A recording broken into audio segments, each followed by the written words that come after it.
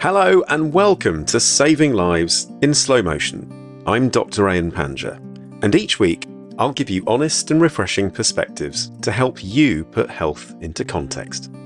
There's so much health information out there it can be confusing. People have even asked me to be their personal medical advisor. Well, this is the next best thing. Now, on with the episode.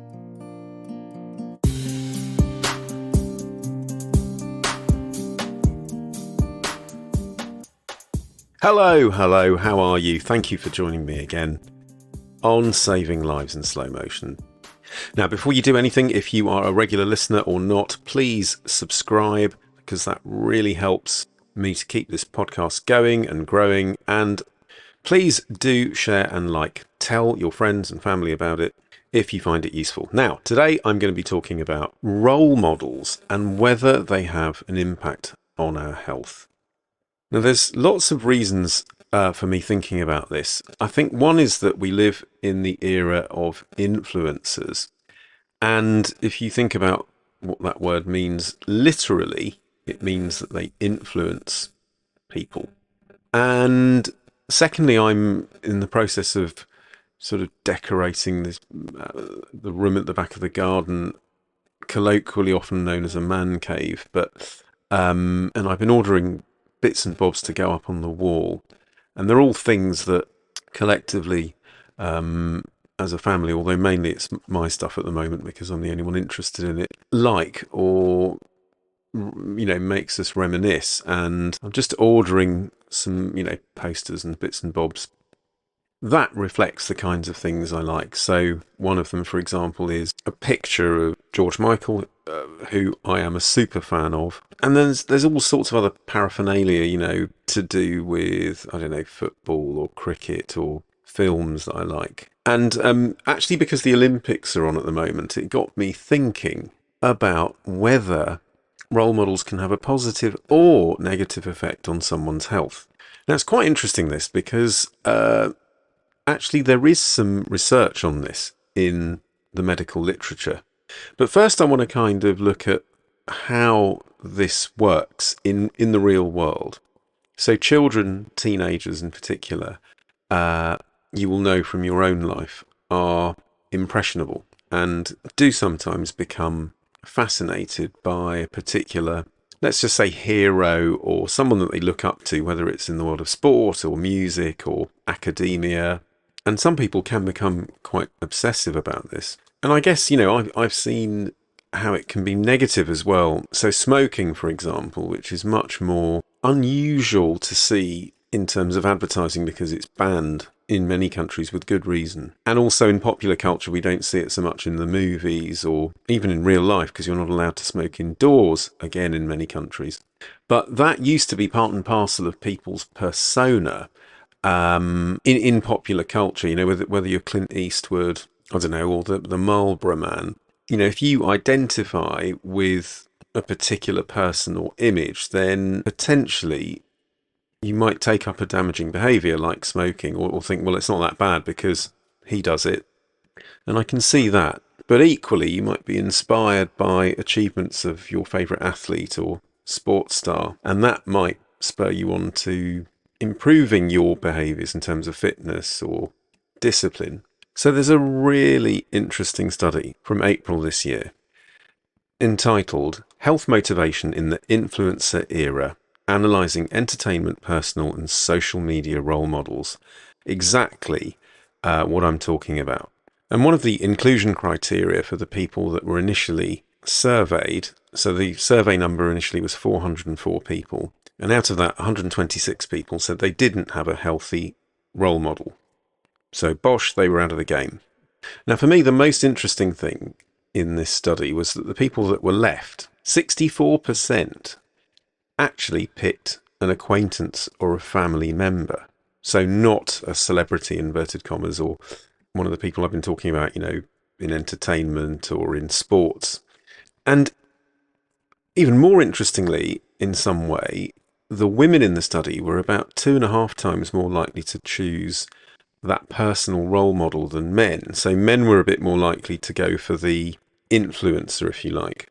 Now, a lot of this rings true to a behavior change reason that in my book I called friendly jealousy. So when you pick a real person in real life, it's partly because you've seen what they have achieved and you think, oh, I fancy a bit of that. And it gets you going.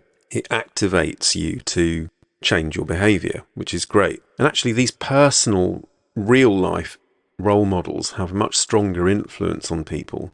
But the celebrity role models tended to motivate people more. Interesting. Also, just going back for a minute to the people that didn't have a healthy role model. Interestingly, and probably unsurprisingly, they reported worse physical and mental health than the group that did have a role model. So that study, it's a survey, so it's not a particularly powerful study in inverted commas, but it just shows trends, and it was from the University of Washington, so it's very, USA heavy. And the role models they, talk about are Michelle Obama, The Rock, Tom Brady, the American football player, and basketball player LeBron James.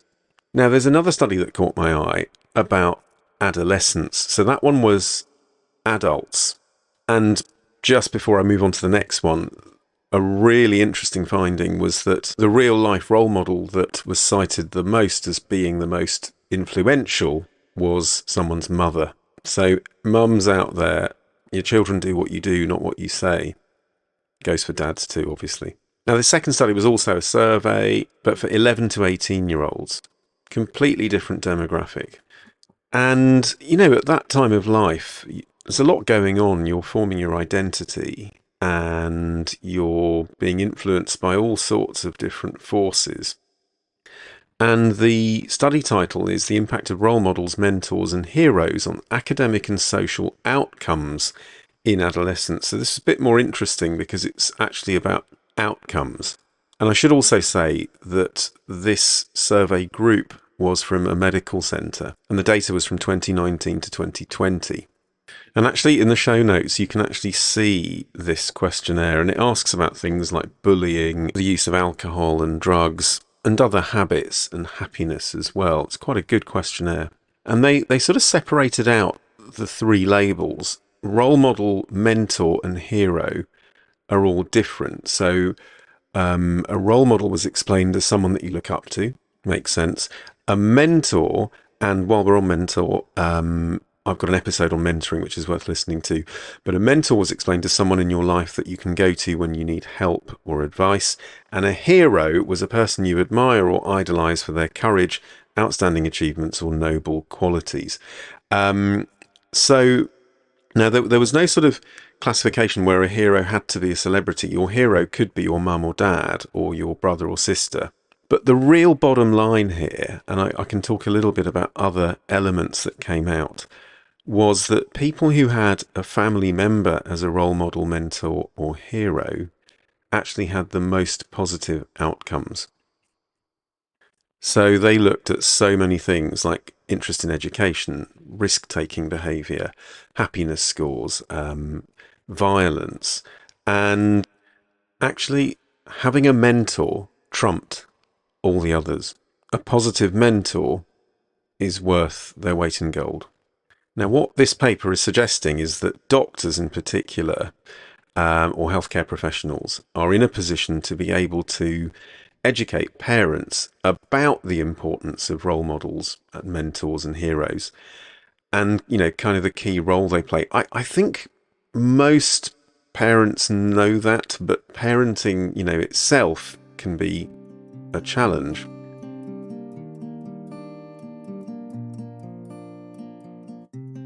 By the way, one other thing that stood out here was in the mentoring group, there were stark differences depending on your ethnicity. So you will have hopefully heard my episode on race and medicine, and children from non-white backgrounds were much less likely to have a mentor. The reasons for that will be complex. What have I learned from exploring this? Can role models affect our health? Definitely. And there are two big realms here. One is behavior change and the impact of role models on that. on how you do what you do and why you do it. The influence that a role model has is not to be underestimated. And the other is about mentoring.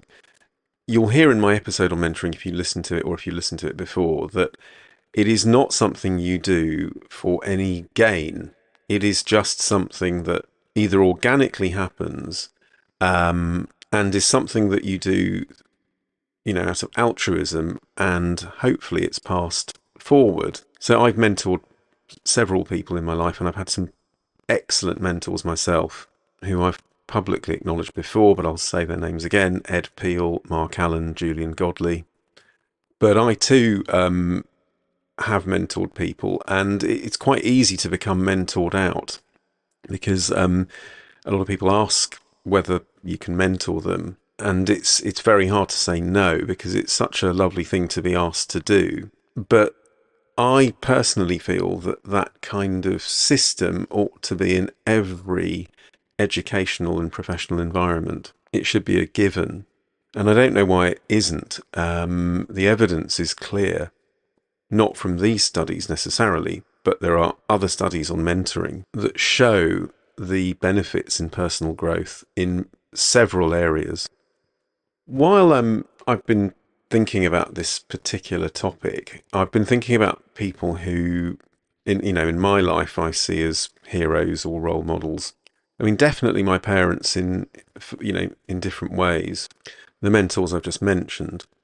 And one of the other things that was mentioned in the first study was about similarities. People seem to be attracted to people they feel similar to. And certainly in popular culture for me, whether it's been music, movies, sport, I've always been attracted to people who I perceive through their art or their work or through interviews are relatively similar to myself. And certainly with the real life mentors, there was a big overlap in not just our sort of personality types, because we're all a bit different, but attitude and view of the world and reasonableness, if that's even a word, have to match, I think. And that is probably quite important, I think, in any sort of mentoring relationship. I have to say, the kind of thing that really moves me is when someone that you've mentored comes back to you and says what an impact you've had on their life. I've even had people leave their jobs and go into different professions, and I had no idea that I was having that effect on them because, it's a responsibility, isn't it? And not something that can be taken lightly, really. Okay, so that was role models and health. I hope you found that interesting. Have you got a role model? Have you had a mentor? Or do you look up to a hero? I'm going to just end on something that I really love, actually. This is from several years ago now, but Matthew McConaughey's Oscar acceptance speech about his hero. And I do love this. I think it's so brilliant. He says that his hero is him in 10 years' time. And that's what keeps him getting better and better. And I do love that. I think that is just such a wonderful construct and concept. Until next time, do keep the suggestions coming in. Do stay well. Look after yourself. Take care. Bye for now.